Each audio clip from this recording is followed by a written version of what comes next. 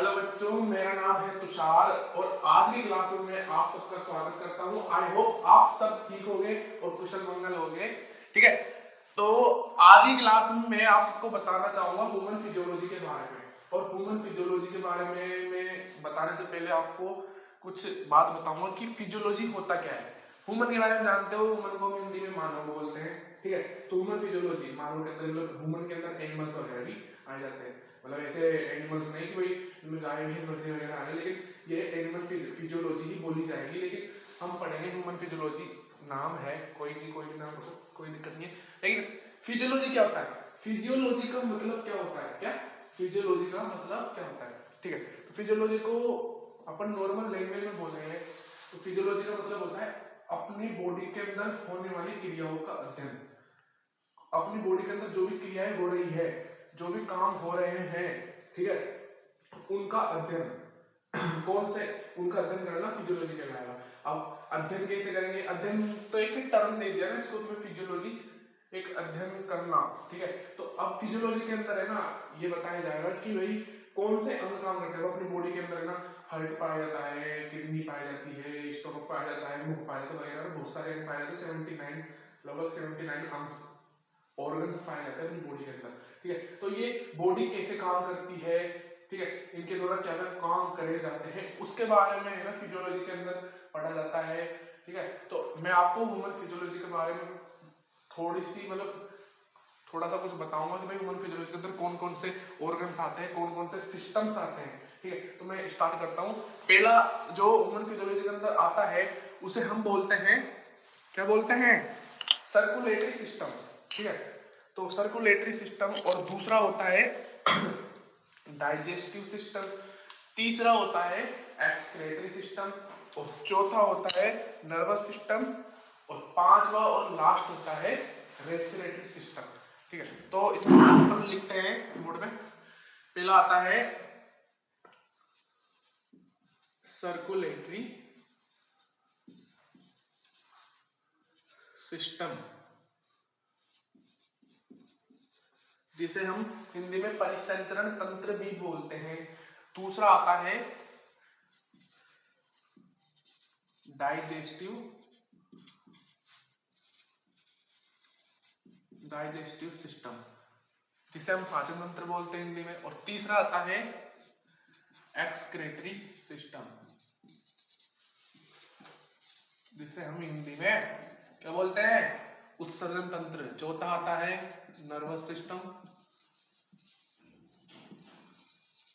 जिसे हम हिंदी में तंत्रिका तंत्र बोलते हैं। और पांचवा और लास्ट रेस्पिरेटरी सिस्टम, क्या बोलते हैं हिंदी में, रेस्पिरेटरी सिस्टम, और हिंदी में बोलते हैं श्वसन तंत्र। ठीक है, ये हो गए, ये 5 प्रकार के सिस्टम्स पाए जाते हैं, तंत्र पाए जाते हैं हमारी बॉडी के अंदर। इन पांचों तंत्र के बिना हमारी बॉडी कुछ भी काम की नहीं है। ठीक है, तो अब अपन एक एक के बारे में डिटेल में तो नहीं, लेकिन कुछ मोटा मोटा है ना मैं आपको बता दूंगा कि सर्कुलेटरी सिस्टम के अंदर क्या होता है, डाइजेस्टिव सिस्टम के अंदर क्या होता है, एक्सक्रेटरी सिस्टम के अंदर क्या होता है, नर्वस सिस्टम के अंदर क्या होता है, और रेस्पिरेटरी सिस्टम के अंदर क्या होता है। तो सर्कुलेटरी सिस्टम को 2 भागों में बांटा गया है।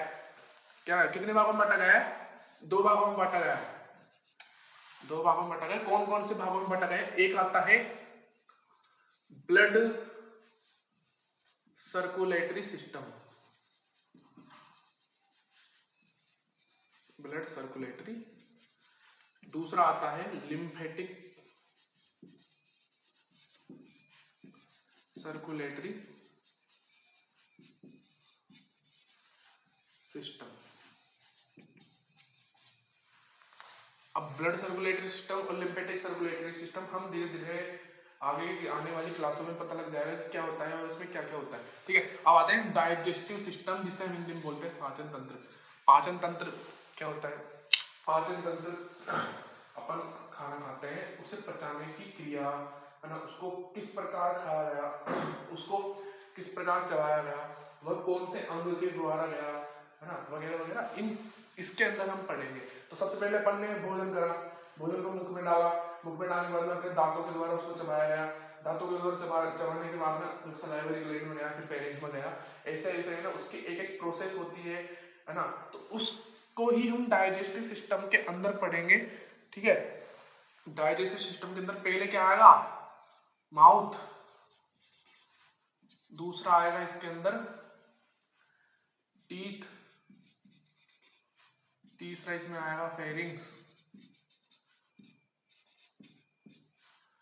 चौथा इसमें आएगा, अब इस टीथ में अपन एक और चीज लिख सकते हैं, सलाइवरी ग्लैंड। जो अपन में भोजन करेंगे तो भोजन है वो एक लुगदी के रूप में या ऐसे लार के अंदर मिक्स हो जाएगा, जो अपन को भोजन पचाने में आसानी करता है और मतलब हेल्प करता है।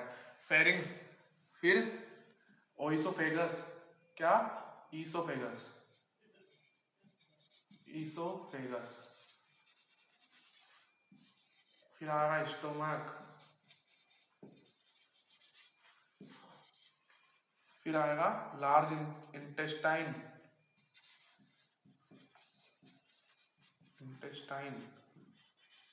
फिर स्मॉल इंटेस्टाइन,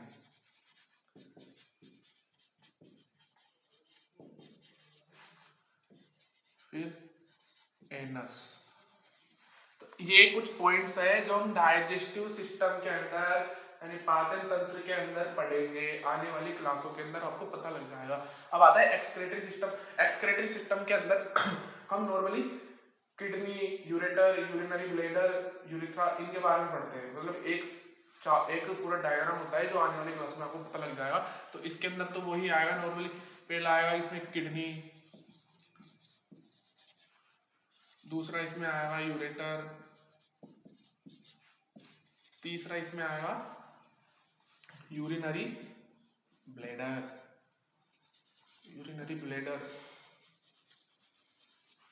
और पांचवा इसमें आएगा यूरिथ्रा, ठीक है। अब आता है नर्वस सिस्टम।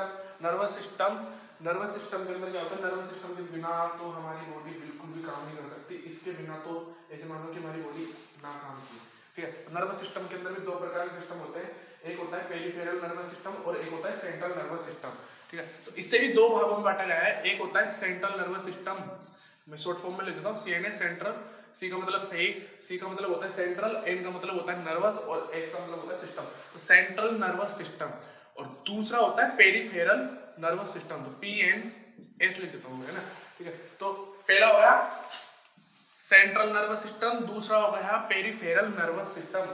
अब आता है last and final respiratory system, जिसके अंदर हम क्या क्या पढ़ते हैं। रेस्पिरेटरी सिस्टम के अंदर हम पढ़ेंगे नोज,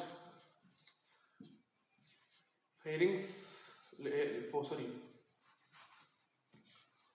लेरिंग्स, ठीक है। लेरिंग्स के बाद में लंग्स,